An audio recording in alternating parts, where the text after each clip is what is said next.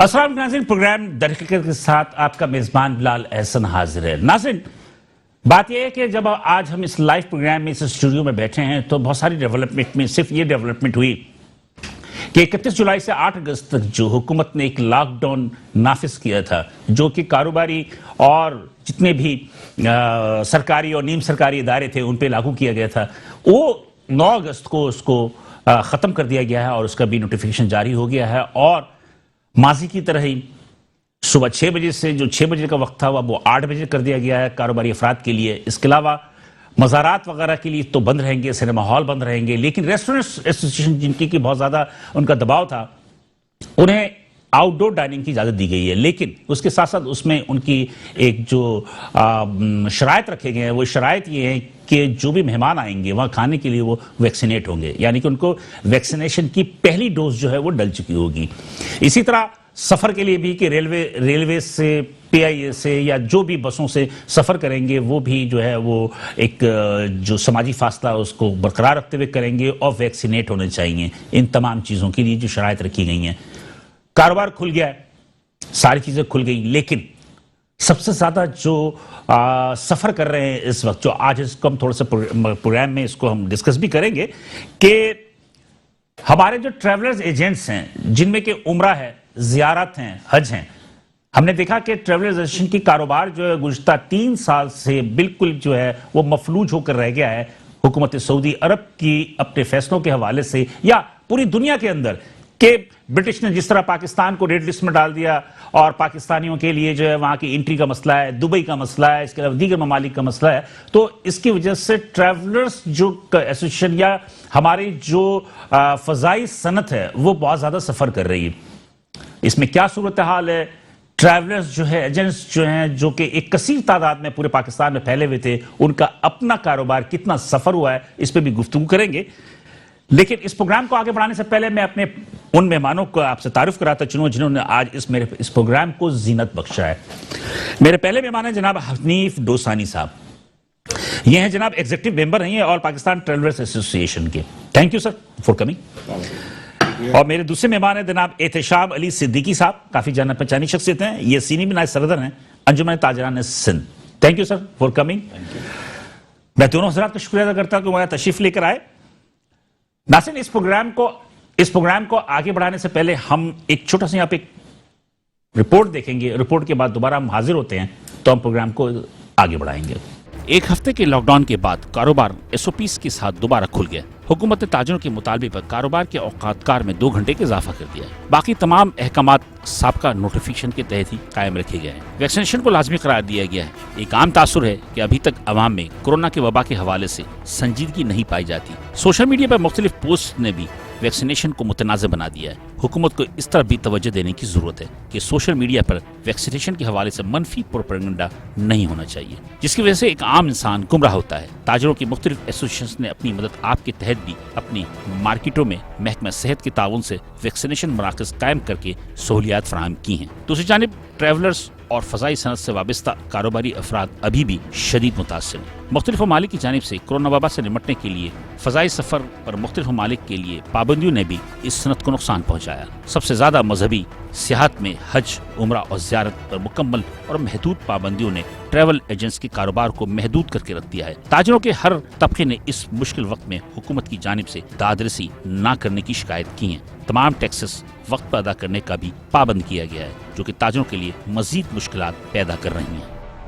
Welcome back नाज़रीन, programme में दोबारा हाजिर हैं और जैसे कि आपने एक रिपोर्ट देखी, इस रिपोर्ट में जो मैंने आपको इंट्रो दी में जो कि आपको मैंने बताई थी सारी बातें, उन्हीं को महूद करते हुए एक हम देखेंगे कि इसमें तमाम की तमाम चीज़ें जो किस तरह रवा दवा है। और हमारे वो कारोबारी हजरात जो कि मेरा अपना ज़ाती राय है कि पाकिस्तान में तो ये जहाद कर रहे हैं, तो किस तरह अपने इस कारोबार को मजीद जो है वो इस लॉकडाउन के ख़त्म होने के बाद जो है वो इसको आगे बढ़ाएंगे। लेकिन यहाँ पे एक छोटा सा कमर्शियल ब्रेक लेंगे। कमर्शियल ब्रेक के बाद दोबारा हाजिर होते हैं, तो इस प्रोग्राम को तसल्जुल के साथ आगे रखेंगे। साथ रहिएगा। वेलकम बैक नाज़रीन, प्रोग्राम में हम दोबारा हाजिर हैं, साथ रहने का शुक्रिया। और एक जो हमने इब्तदाइया में बात की थी कि मुल्क भर में जो कारोबार दोबारा खुला है, लेकिन हम सबसे पहले डिस्कस कर लेते हैं कि उन फजाई सनत जो कि बहुत ज़्यादा सफ़र हुई है, और इस फजाई सनत के बहुत ज़्यादा सफ़र करने की वजह से जो हमारे उनसे रिलेटेड जितने भी एलाइड जितने भी लोग हैं, जिनमें खास तौर पर ट्रैवल एजेंट्स हैं, एसोसिएशंस हैं, इसके अलावा दीगर जो लोग भी इससे एसोसिएट हैं, उनकी सूरत हाल क्या है। तानीब रसानी साहब, आप माशाल्लाह काफ़ी पुराने इस कारोबार में एग्जीक्यूटिव मेंबर भी हैं और पाकिस्तान ट्रैवल एसोसिएशन के तवील अरसे से, और बहुत ज़्यादा बारीकियों को भी जानते हैं। आपके इस वास्ते क्या सूरत हाल है कि तमाम कारोबार तो फिर भी बहरहाल सुबह 6 बजे से शाम 8 बजे तक खुल जाते हैं, तमाम लोग काम कर रहे हैं, आप लोगों की क्या सूरत हाल है? ट्रैवल एजेंट्स, टूरिज्म, होटलिंग, इससे मुंसलिक लोग जो है वो तो बिल्कुल जीरो हो गए। कोई बिल्कुल जीरो हो गया, कोई 5% पे चल रहा है, कोई 3% पे चल रहा है, कोई टाइम पास कर रहा है। जो मेरी बरादरी के लोग हैं, मोस्टली जिनके पास भी चॉइस थी, स्विच ओवर की, उन्होंने स्विच ओवर कर दिया, दूसरा कारोबार शुरू कर दिया। ठीक है, क्यों कर दिया? कि हमें कहीं से किसी किस्म का कोई रिलीफ नहीं मिला। अपीलें करने के बावजूद, रिक्वेस्ट करने के बावजूद, ना लाइसेंस फीसें घटाई गई, ना फीसों से मुतालिक जो रिक्वायरमेंट थी वो घटाई गई, और हमें एग्जिस्ट करने के लिए जो कीमत देनी पड़ रही है वो किसी सूरत में भी कुछ 3 साल से, हाँ, ये जब से कोविड शुरू हुआ 2020 से वाहिद ये इंडस्ट्री है जो जीरो हो गई है दुनिया भर में। लेकिन इन्होंने अपनी रिकवरी का कोई ना कोई, एयरलाइंस ने, आज हम देख रहे हैं मुख्तलिफ फ्लाइट शुरू हो गई हैं, और एयरलाइन ने जो टैरिफ रखे हैं वो ऑलमोस्ट मोर देन डबल रखे हैं। इसके अलावा भी इसके अलावा उम्रा तो खुल गया ना, उम्रे पे भी कितना है? नहीं, कुछ पाकिस्तान के लिए 60,000 पाकिस्तान के लिए कुछ नहीं खुला। अच्छा, वो पाकिस्तान के अलावा की बात हो रही है? पाकिस्तान के अलावा की बात हो रही है, वो भी खुलेगा जब खुलेगा। और जितना इसको सिस्टमेटिक और साइंटिफिक किया गया है, जिस तरह से आईटी बेस किया गया है, तो कम से कम पाकिस्तान के जो 80% ट्रैवलर हैं वो तो उस मयार पे उतरेंगे ही नहीं। मतलब म्यार जो है उसमें यह है कि उन्होंने कहा है कि जनाब आप जो उम्रे पे जाएगा वो डायरेक्ट जो उनके वेबसाइट से, उनकी वेबसाइट से उसको डाउनलोड करना पड़ेगा, हर वक्त उसके ऊपर अपडेट रहना पड़ेगा। लेकिन टिकट खरीदने के लिए तो वो एजेंट के पास जाएगा ना, टिकट खरीदने एजेंट के पास जाएगा, वीजा के लिए भी एजेंट के पास आएगा, लेकिन एजेंट जो है वो उसकी वहां वो मदद नहीं कर सकेगा। इसमें कई पहलू ऐसे हैं जिसमें पैसेंजर को खुद अपनी मदद करनी है, लेकिन ये बात तो उस वक्त आती है ना जब ये सब शुरू होगा। इस वक्त तो यूएई जैसा मुल्क जो है, इसने किसी रैपिड टेस्ट को इंट्रोड्यूस करवाया, ठीक है, इनकी अपनी पॉलिसी है, हमें कोई हक नहीं, इनका मुल्क है, इनकी पॉलिसी है। लेकिन दूसरे मुल्कों में, मालदीव्स में, यही रैपिड टेस्ट जो है वो अप्लीकेबल नहीं है, उसको मानते ही नहीं है। आप प्रॉपर टेस्ट करवा कर आए। 48 घंटे उसके बाद जो है सऊदी अरब और दुबई ने कह दिया कि चाइनीज वैक्सीन हम कबूल नहीं करेंगे, जिसकी वजह से एक मसला बढ़ गया कि जनाब वैक्सीन ऐसी चीज तो नहीं है कि आपने एक चीज छोड़ के दूसरी चीज अपना ली। वैक्सीन तो बॉडी में जारी है, इसके कोई आफ्टर साइड इफेक्ट्स हैं, इसके आफ्टर इफेक्ट्स हैं इसके।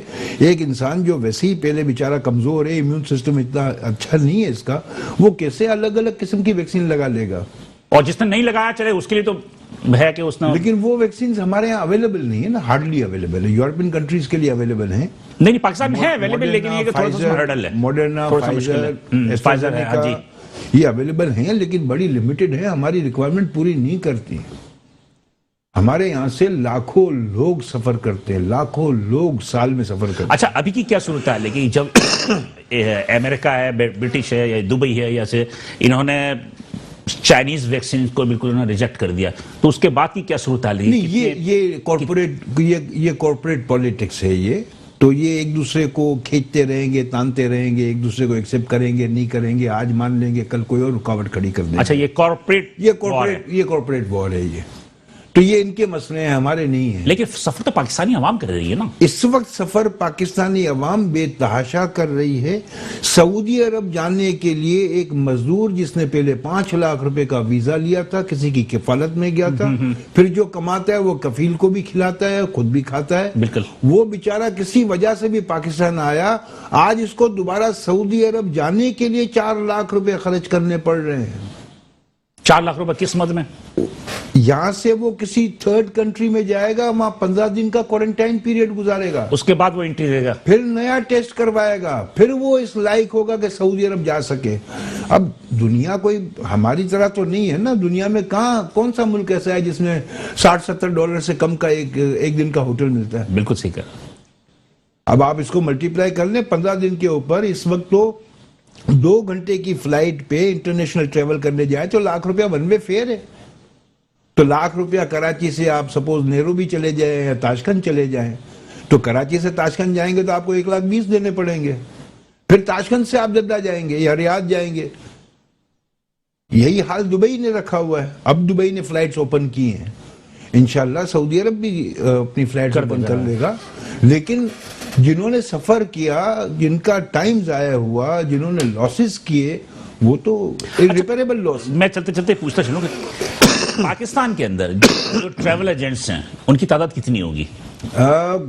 कम से कम 12,000 ट्रैवल एजेंट हैं हमारी एसोसिएशन में। उससे एसोसिएटेड और भी तो लोग होंगे जो उनसे कारोबार चलता होगा उनका। किसी एजेंसी में 200 लोग काम करते हैं, किसी एजेंसी में 20 लोग काम करते हैं, 5 लोग तो किसी भी सूरत में, छोटे से छोटी एजेंसी है तो वो काम करते हैं। तो वो भी चल रहे हैं या सारे के सारे फारिग कर दिए? नहीं, मोस्टली फारिग हो चुके हैं। मतलब वो हमारे बच्चे जो कि लैपटॉप के ऊपर जो है www पे दिन रात काम कर रहे थे, वो कोई कैटरिंग में जुड़ गया है बेचारा, तो कोई किसी शादी हॉल में लग गया है या किसी फार्म हाउस में जाके लग गया है। तो क्या उम्मीद करते हैं कि है मुस्तकबिल में कुछ इसको रिवाइव होने की चांसेस हैं? हाँ, अगर जिंदा रहे तो बेपनाह इसका जो है वो रिटर्न मिलेगा। एयरलाइन को क्या नुकसान नहीं है? एयरलाइन का इतना बड़ा नुकसान हुआ है, इतना बड़ा नुकसान हुआ है, लेकिन हर एयरलाइन के पीछे कोई ना कोई गवर्नमेंट है। हर एयरलाइन के पीछे कोई ना कोई गवर्नमेंट है। वो गवर्नमेंट अपनी फ्लैग को जो है वो संभाल के रख रहे हैं। और उनके एम्प्लॉइज वगैरह की तनख्वाह को प्रॉब्लम नहीं होता? उनका नहीं है, हाँ, लेकिन गैर जरूरी स्टाफ निकाल दिया। हमारे यहाँ तो ये रस्म नहीं है, हमारे यहाँ तो ये रस्म नहीं है कि किसी को निकाला हो, सवाल ही पैदा नहीं होता। वो तो सियासी केस पे तो है। इसलिए कि हम बैठे हैं ना टैक्स देने के लिए। आप 20 बिलियन का नुकसान कर लें, कोई बात नहीं, आपको फंड मिल जाएगा। अननेचुरल तो वैसे ही विदाउट कोविड हम भर ही रहे हैं इतने सालों से, इसलिए लॉस में तो वैसे ही जा रही है हमारे एयरलाइन, कोविड में भी भर देंगे। चले, ये तो ट्रैवल एजेंसी की हो गई। मैं थोड़ा सा एहतिशाम अली सिद्दीकी साहब की तरफ चलते हैं।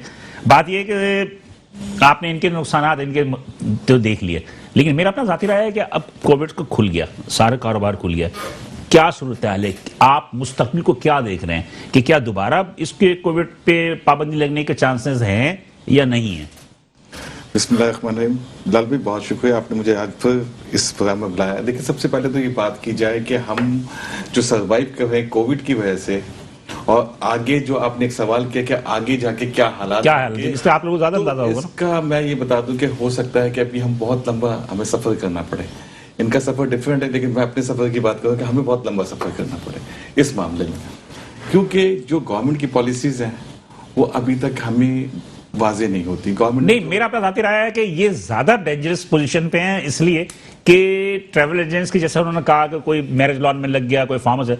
आप लोगों को तो ये है ना कि थोड़ा थोड़ा करके भी जो है लोग, चीजों की जरूरत तो है ना, उन्हें खाने पीने की जरूरत, तो वो भूखा तो नहीं रह सकते। हम रिप्रेजेंट करते हैं छोटे ताजरों को, तो हम यही बात कहते हैं कि जो हमारे जो ताजर एक तबका है, उस तबके के अंदर हमारे पास भी वही सिस्टम है। अगर एक शॉप है, एक शॉप पे कम से कम 6 से 7 लोग काम करते हैं, ठीक है, वो 7 लोग काम अफोर्ड नहीं कर पाते। अब जॉबलेस करके हमने उनको अपने पास से कहीं और शिफ्ट कर दिया या खुद वो चले गए, ठीक है। अभी आपने कहा कि उनको इतना आपने तंग किया, वो खुद ही चले गए। नहीं, हमने तंग नहीं किया, गवर्नमेंट ने तंग किया। देखिए, फिर वो वाली बात है कि गवर्नमेंट ने तंग किया। अभी आपने एक बात कही कि इजाफी मुलाजमीन जो थे उनको गवर्नमेंट ने क्या किया, निकाल दिया, ठीक है। गवर्नमेंट ने कहाँ निकाला? गवर्नमेंट तो निकाल ही नहीं सकती, वो तो यही तो कह रहे हैं। वो नहीं, वो गवर्नमेंट ने अगर देखिए जो थे उसके जो कॉन्ट्रैक्ट पे थे उनको थोड़ा सा कुछ कम कर लिया होगा, सब कुछ किया होगा ना। लेकिन हमने सुना नहीं कि कॉन्ट्रैक्ट वालों को निकाला। अपने लॉसेस थोड़े से कम किए, गवर्नमेंट की तो बात ही छोड़ दिया। अपने लॉसेस थोड़े से कम किए होंगे, जो भी किए होंगे, लेकिन हम ऐसा नहीं कर सकते, क्योंकि हमें पता है कि हम छोटे ताजर हैं। हमें जो लोग हमारे साथ मुंसलिक हैं वो एक मखसूस तबके से ताल्लुक रखते हैं। उस मखसूस तबके को अगर हम जॉबलेस कर देंगे या हम उसको फाइनेंशियल प्रॉब्लम हो जाएगी तो वो शायद हो सकता है क्रिमिनल हो जाए। यस, तो आपने देखा ना स्ट्रीट क्राइम क्यों बढ़ा है? देखिए क्रिमिनल एक्टिविटीज बढ़ रही है, इसकी वजह से बढ़ा ना। मैं यही कहना चाह रहा हूँ, देखो क्रिमिनल एक्टिविटीज बढ़ रही है। जब क्रिमिनल एक्टिविटीज बढ़ेंगी तो हमारे साथ प्रॉब्लम ज्यादा क्रिएट होंगी। अब क्या हुआ, माशरे के अंदर एक नया ट्रेंड चल गया। आज रोजाना आप खुद इस शोबे से वाबस्ता है तो आपको खुद अंदाजा होगा कि किधर पहुंच गए हम। रोजाना स्ट्रीट क्राइम में इजाफा हो रहा है, सब चीजें बढ़ रही हैं। वो लोग कौन है? अब जो भी है XYZ, कुछ लोग कहते हैं कि जनाब ऐसे लोग हैं, जो लोग कहते हैं कि कुछ इधर के लोग हैं, वो मैं उस कंट्रोवर्सी में नहीं पढ़ना चाहता। मैं सिर्फ ये कहता हूँ कि इस टाइम कराची के हालात बहुत ज्यादा पेचीदा है। सेकंड, आप देख लीजिएगा आने वाले वक्त में हो सकता है कि हम 15 डेज तक तो शायद इसी तरह चलें, इसलिए 10 मुहर्रम 6 से 8 हम चलें। हाँ। और 6 से 8 के बाद फिर हम एक नए लॉकडाउन की तरफ चले, क्योंकि हमें पता है अच्छा ये खतरा है, ये खतरा नहीं है, बल्कि मैं कहता हूँ कि आशुरा के बाद नजर आ रहा है। अगर आप रोड के ऊपर एक प्रोग्राम कर लें और हर तीसरे बंदे से सर मैं तो करता रहता हूँ ना, तो मुझे अंदाजा है ना। तो मैं आपको लेकिन माजरत के साथ जो मैं आज कहना चाहता हूँ कि भाई मैं तो रोड पे भी प्रोग्राम करता हूँ, तो मैंने अंदाजा लगाया कि दुकानदार संजीदा नहीं है। मुझे 90% दुकानदार विदाउट मास्क नजर आए, बायर मास्क विदाउट मास्क नजर आए। अभी तक हमारी कौम के अंदर संजीदगी नजर नहीं आई है सर। अब वही वाली बात आगे देखिए, आपने ये बात कही ना, बिल्कुल संजीदा नहीं है। कौम एक परसेंटेज होती है कौम की। आप देखिए लोकेलिटी के हिसाब से, एक लोकेलिटी वो है जो बिल्कुल वो कोविड को ही नहीं मानती, तो आप क्या कहेंगे? हाँ, वो कहाँ से लेके? अच्छा मजे की बात नहीं, उनकी बात बहुत सही है। एक से मैंने सवाल किया कि यार ये कोविड क्या लगा, क्या 6 बजे के बाद कोविड चला जाता है क्या? वो ये एक जोक हो गया। खैर चलो ठीक। और फिर एक और, क्या जुमे हफ्ते को कोविड आ जाता है? Non serious. मैं वही बोल रहा हूँ, लेकिन एक वो तबका भी है जो कोविड को मानते ही नहीं। वो कहता है कोविड तो है ही मानता ही नहीं कोई। वो तो सीरियस हो ही नहीं सकता। एक तबका वो है जो एक ऐसे लोकेलिटी में रहता है जो समझता है कि इससे हमें प्रोटेक्शन चाहिए और करनी चाहिए। अब आगे थोड़ी देर पहले आप लोग बात कर रहे थे वैक्सीनेशन की। वैक्सीनेशन में जैसे आप लोगों ने कहा कि आप लोगों के पास एक कैटेगरीज बनी हुई है ये। अच्छा, इसमें कंफ्यूज है लोग। सबसे बड़ी कंफ्यूजन गवर्नमेंट ने ये फैलाई है। आई एम सॉरी गवर्नमेंट का कसूर नहीं है, ये कसूर हमारा आपका है। हम लोगों ने सोशल मीडिया पे ऐसी वीडियो अपलोड की हुई हैं कि बंदा कंफ्यूज हो जाता है। इसमें गवर्नमेंट का क्या ताल्लुक? उसकी बात ही नहीं कर रहा। अब मैं कि एक आदमी कहता है साइन फॉर्म नहीं लगवाओ, कोई कहता है साइन वो नहीं लगवाओ, कहता है वो नहीं लगवाओ। वही आ मैं ये कहता हूँ कि देखिए एक पाकबैक आ गई, साइनोवेक आ गई, कंसाइनो आ गई, मॉडर्ना आ गई, फाइजर आ गई। मैं आपकी बात को थोड़ा सा मैं इंटरप्ट करूं। आज की एक रिपोर्ट आई है कि वर्ल्ड हेल्थ ऑर्गेनाइजेशन ने एक रिपोर्ट जारी की है। उस रिपोर्ट के मुताबिक चाइनीज जितने भी वैक्सीनेशन है दे आर टॉप पोजीशन। सही, बिल्कुल ठीक है, ऐसे ही है ना जी, ठीक है। लेकिन यहाँ पे क्या होता है, अब यहाँ पे ट्रैवल करना है, जैसे अब ट्रैवलिंग का मसला आ गया। ट्रैवलिंग में हमारे को ये बताया जाता है ना, ये लगाएंगे तो यहाँ नहीं जा सकते, ये लगाएंगे तो यहाँ नहीं जा सकते। अब मैं कंफ्यूज हूँ। वो तो बिल्कुल सही कह रहे हैं, कॉर्पोरेट वॉर है ना। अभी कॉर्पोरेट वॉर से निकलने के लिए हम कंफ्यूज होके बैठ जाते हैं। अच्छा, एक सिस्टम वो भी चल रहा है जहाँ पे सिर्फ फॉर्म फिल किए जाते हैं, माजरत के साथ, जहाँ पे फॉर्म फिल किए जाते हैं और वैक्सीनेशन हो जाती है। तो अब उसका असर क्या होगा कल कला को? अगर वो, मैं देखिए खुल के बात कर रहा हूँ, हमारे बहुत सारे। अच्छा, मैं ये चाह रहा था कि हम तो कराची बैठे हैं ना, जी हमारी गुफ्तगू चलती रहेगी। मैं जरा हैदराबाद में तो देख लूं थोड़ा अगर 2 मिनट के लिए मुझे दें तो मैं हैदराबाद से, मेरे पास नाज़रीन मौजूद हैं। ये सदर अंजुमन ताजरान सिंध हैदराबाद डिवीजन के जनाब सलाहुद्दीन गौरी साहब, इनसे जरा मैं हैदराबाद की पोजीशन मालूम कर लूं। अस्सलाम वालेकुम सर। वालेकुम सलाम। मेरी आवाज आ रही है आपको? जी बिलाल भाई, बिल्कुल आपकी आवाज आ रही है।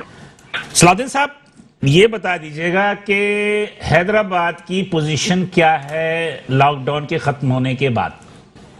जी, हैदराबाद की पोजीशन लॉकडाउन खत्म होने के बाद आज तो पहला ही दिन था, तो वो ज्यादा बेहतर था। लॉकडाउन ही लगा रहता तो ज्यादा अच्छा था। हेलो,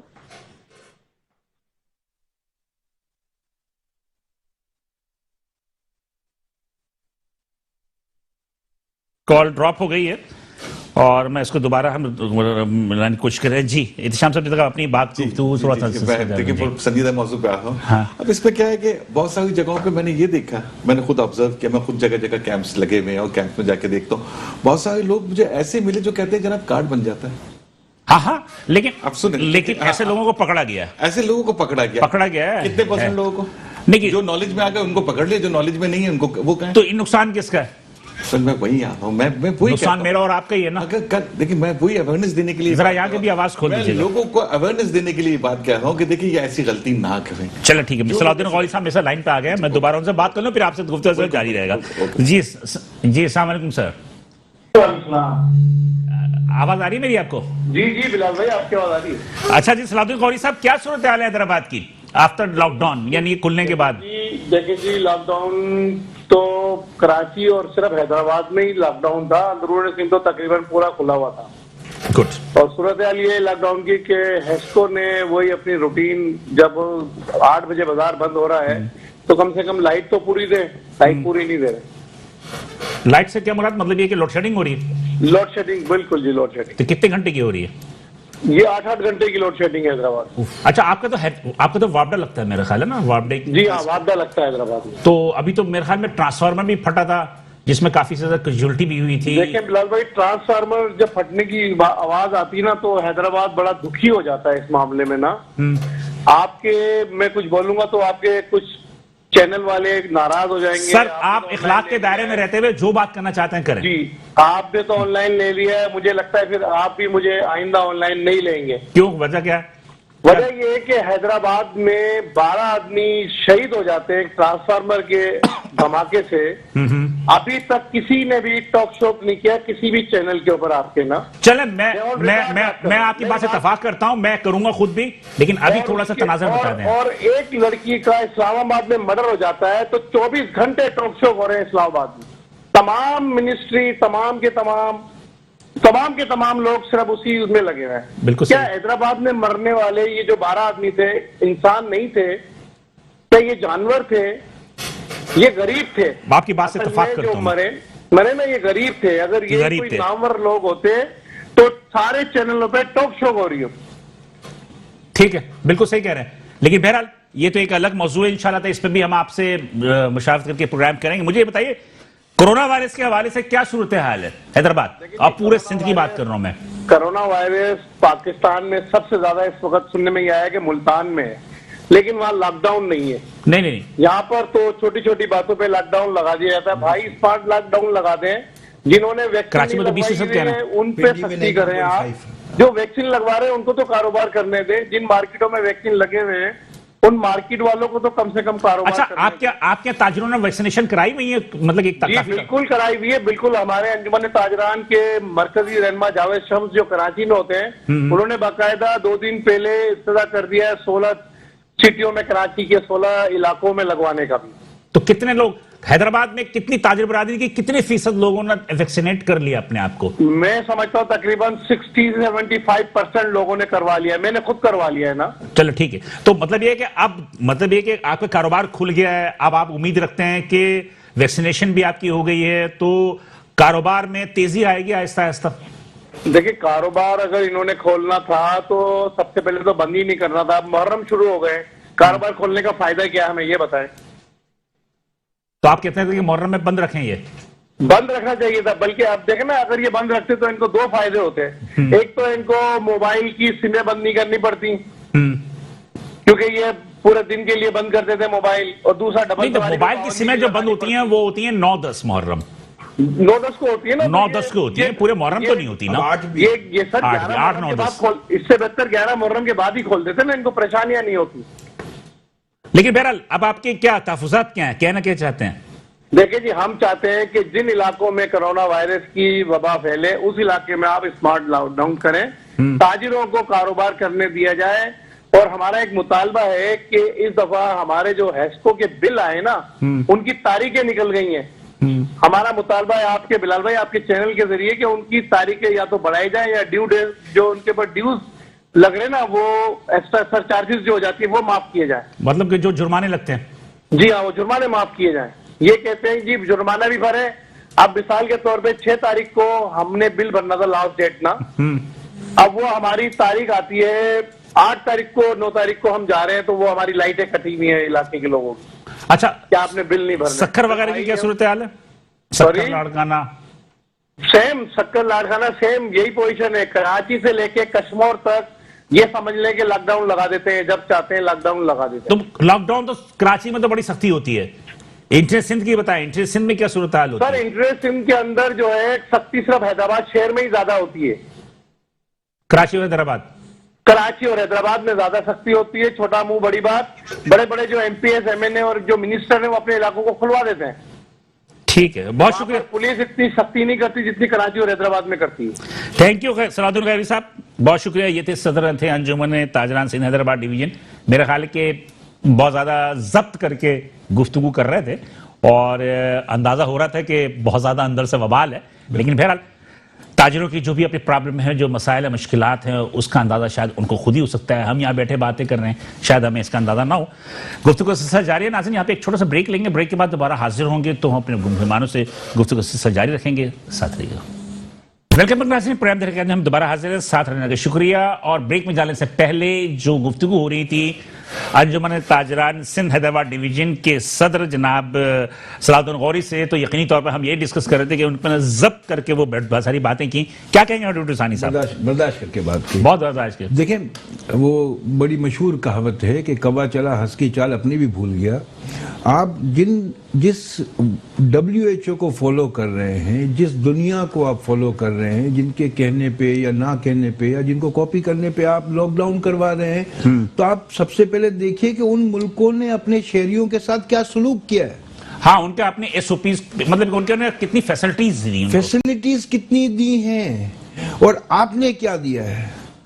ये कैसे मुमकिन है कि आप मुझे घर से भी ना निकलने दें, आप मुझे खाने को भी ना दें और आप मुझे कहें कि मैं SOP को भी फॉलो करूं। मैं यहाँ पर बात कर रहा हूँ, हमारे लोगों का नॉन सीरियस रवैया क्यों है? अमेरिका से एक साहब थे, उन्होंने मुझे बताया कि ये लॉकडाउन हुआ पिछले जितने भी, तो उसमें वो टैक्स देते हैं सारे, तकरीबन 99.9% लोग टैक्स देते हैं। और उन्होंने कहा कि जनाब लॉकडाउन के अंदर जब कारोबार बंद हुआ तो जितने टैक्स वो देते थे, तो उनके पास एक रिकॉर्ड है ना कि आप इतने टैक्स देते हैं तो आपकी इतनी इनकम होती थी, तो उतने पैसे जो है ना उनके अकाउंट में जो है ना क्रेडिट हो जाया करते थे। ऐसे मैं 1987 से अल्लाह के फजल से ना सिर्फ लोगों को, जो भी चंद लोग मेरे साथ लगे हुए, उनको रोजगार भी मुहैया कर रहा था और मैं गवर्नमेंट को टैक्स भी दे रहा था। बिल्कुल सही। ठीक है, आज जब मैं इस पोजीशन में आया हूं तो मुझे दूर दूर तक कोई नजर नहीं आ रहा जो है मदद करने वाला हो आपकी। मतलब मदद का लफ्ज तो बहुत ही गिरा हुआ है। मुझे मेरा हक देने वाला कोई नहीं है। मदद किस बात का? हम क्या इनसे मदद लेंगे? मतलब एक होता है ना बेल आउट पैकेज होता है, एक बेल आउट पैकेज मजाक खिलवाड़ किया गया है। इमरान खान साहब ने अनाउंसमेंट किया था कि हम स्टेट बैंक डेफर पेमेंट करेगा, बैंक्स डेफर पेमेंट करेंगे। मेरे पास डॉक्यूमेंट्री प्रूफ है, बिल्स हैं मेरे पास अपने ट्रैवल एजेंट साथियों के।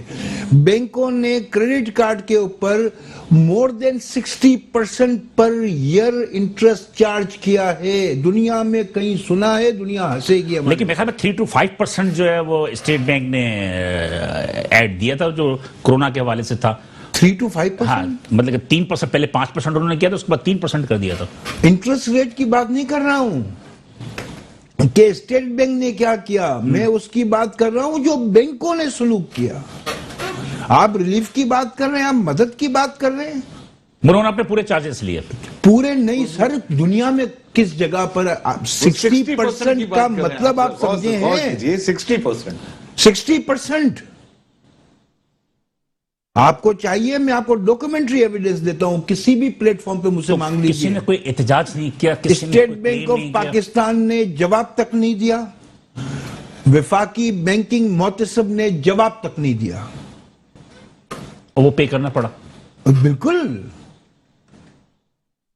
पेड चालान है मेरे पास, पेड कॉपीज है मेरे पास। कस्टमर की अगर इजाजत देंगे मुझे तो उनका नाम काटे बगैर मैं आपको दे दूंगा, और अगर मुझे मना करेंगे तो नाम काट के आपको प्रूफ दे दूंगा मैं। तो इसका मतलब ये है कि हुकूमत की जानिब से किसी को कोई भी, सर किसी ने जूते की नोक पे भी नहीं रखा हुकूमत के किसी ऐलान को। मैं बहुत हार्श, गौरी साहब ने जिसमें टैक्सेस वगैरह सब पूरे के पूरे भरे गए, टैक्सेस में भी कोई रिलैक्सेशन, कोई एग्जम्पशन नहीं है। जीरो, जो जीरो टॉलरेंस कहते हैं ना, कि मुजरिमों और क्रिमिनल्स के साथ सिविलाइज्ड सोसाइटी में जीरो टॉलरेंस लेवल होता है, इन्होंने जीरो सिंपैथी लेवल रखा। मतलब क्या जमाने में पनपने की ये बातें हैं? क्या ये आप सपोर्ट करेंगे अपने कारोबारियों को कि आप इनसे टैक्स मांग रहे हैं? चले, ट्रैवल एजेंट्स तो फिर भी एक बड़े लेवल पे हैं और माशाल्लाह एक जब कारोबार था तो ये लाखों करोड़ों की बात होती थी, बड़ी मतलब अच्छे सोफिस्टिकेटेड बिजनेस है, सोफिस्टिकेटेड बिजनेस था ये ना। बेशक सोफिस्टिकेटेड। आप लोगों का क्या हाल है? सर देखिए, हम लोगों का हाल, आप लोगों को किसी ने मदद की? कोई टैक्सेस माफ हुए? ना हमें कोई बिजली का बिल माफ हुआ? सिर्फ मैं मदद से इख्तिलाफ करूंगा, किसी का भी नहीं। देखिए मदद से मैं तो इख्तिलाफ करूंगा, हमें मदद से मुराद क्या, आप मदद उसको ना लें कि मतलब कि एक गवर्नमेंट का एक फर्ज है। अच्छा मैं आपको बता रहा हूँ जनाब, एक second please, I am sorry. एक सैलाब आता है, इमरजेंसी डिक्लेयर हो जाती जी है, बिल्कुल। मतलब कराची से तो ट्रक के ट्रक भर कर जाते हैं, और सबसे ज्यादा आप लोग ही मदद करते हैं, है ना। यहाँ इतनी बड़ी ताजे बिरादरी सबसे आगे होते हैं। इतनी बड़ी इमरजेंसी डिक्लेयर हो गई जिसको दुनिया ने कहा पेंडेमिक है। पेंडेमिक का मतलब क्या है? हजरत उमर फारूक रज़ियल्लाहु अन्हु ने कहा था कि अगर इसमें किसी ने चोरी की इस कैद के जमाने में, मैं हाथ नहीं काटूंगा। मतलब कोई सजा नहीं है उसकी? सजा नहीं है उसकी। आप वबा को क्या समझते हैं? आपने मजाक बनाया हुआ है जी। ये लॉकडाउन। भाई ये क्या देखिए, अभी अनिल भाई जिस तरह से बात की, आपने एक अच्छा सवाल किया, मैं उस सवाल का थोड़ा तफसीली जवाब दूंगा। जी। आपने कहा छोटे ताजे और उस टाइम क्या मदद मिली? मदद नहीं चाहिए, मदद से हमारा चले छोड़ दे, मैं आपकी बात रिलैक्सेशन मिला टैक्सेस में। रिलैक्सेशन, अब जो रिलैक्सेशन देखिए मसला क्या है कि फिर वही वाली बात है कि अभी जिस तरह से कहा कि जूते की नोक पर, ये बहुत हार्ड लफ्ज है जिसको हम कहें, किसके लिए कहा जा रहा है? हम बिजनेसमैन कम्युनिटी के लिए। तो हमें जूते की नोक पे ही रखा गया, सिर्फ तसल्ली और दिलासे दिए गए, और तसल्ली और दिलासों से पेट नहीं भरता।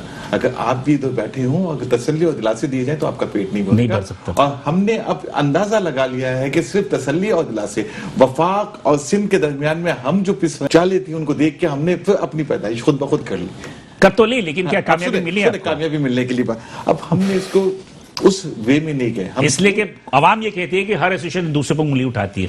हाँ, मैं किसी हर आदमी जो है अपनी मैं सबसे पहले अपने ऊपर अकाउंटेबिलिटी के लिए तैयार नहीं। मैं सबसे पहले अपने ऊपर उठा हूं। मैं तो ये कहता हूं ना कि देखिए, हमने 1.5 इंच की मस्जिद अलग नहीं बनाई, हमने सिर्फ छोटे ताजों की बात की। हम ये नहीं कहते कि जनाब हमारे पास सिर्फ सेंट्रल या बस्ती का इलाका या इसका इलाका, वो हम सिर्फ वो लेके बैठे में और उसी को हैंडल कर रहे हैं, वहां पे जाने के लिए कोई तैयार नहीं। हम वहां जाते हैं जहां पे सिर्फ छोटा तबका है, all over Karachi, all over Karachi. हमने सिर्फ उस चीज को फॉलो किया कि छोटे ताजों को उसकी दादरसी हो जाए। मतलब आप ये कहना चाहते हैं कि अभी आप नौमौलूद हैं, आपने वो अभी बहुत सारी कामयाबी हासिल नहीं की है? वो कामयाबी हासिल नहीं की, लेकिन हमारा जो हमने जो अपना वे रखा है, जो हमने अपना सिस्टम रखा है, वो इंशाल्लाह हमें उम्मीद है कि हम छोटे ताजों को बेवकूफ नहीं बनाएंगे। आखिर जुमला कह दीजिएगा कि आप क्या एक्सपेक्ट करते हैं गवर्नमेंट से?